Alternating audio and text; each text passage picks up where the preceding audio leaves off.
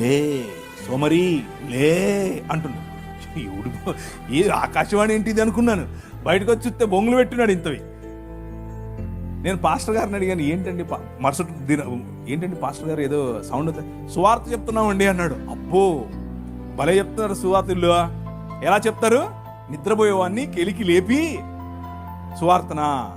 అది సువార్త కదా. దానివల్ల మనం చెప్పే మెసేజ్కు విసుగు వస్తుంది. ప్రజలకు విసుగు రాకుండా చేయాలి.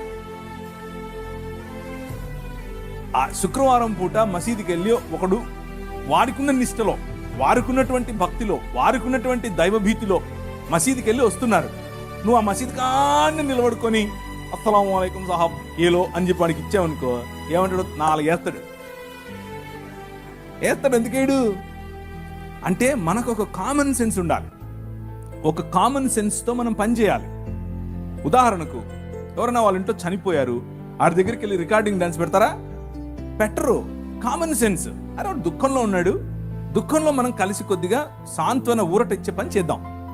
ఎవరింట్లో అన్నా పెళ్లి జరుగుతోంది, పెళ్లి జరుగుతుంటే వెళ్ళి ఇంట్లో చచ్చిపోయారండి ఏడుతాం. మనం ఎందుకు ఏడం? అది కరెక్ట్ కాదు. అది మనకు కూడా తెలుసు. అలాగే మనం ఏదైనా క్రీస్తుని గురించి చెప్పాలి అని అంటే దానికి టెంపులే దొరికిందా, మసీదే దొరికిందా? అవసరం లేదుగా. ఎందుకు చేయాలి అక్కడ? సో మనమే కావాలని రెచ్చగొట్టేట్లుగా ఎప్పుడూ ప్రయత్నం చేయకూడదు. ఇది మనది కాబట్టి నా ఇష్టం వచ్చినట్టు తిరుగుతాను అని చేయకూడదు. స్వేచ్ఛ అనంటే విచ్చలవిడితనం కాదు, యథేచ్ఛవర్తన కాదు.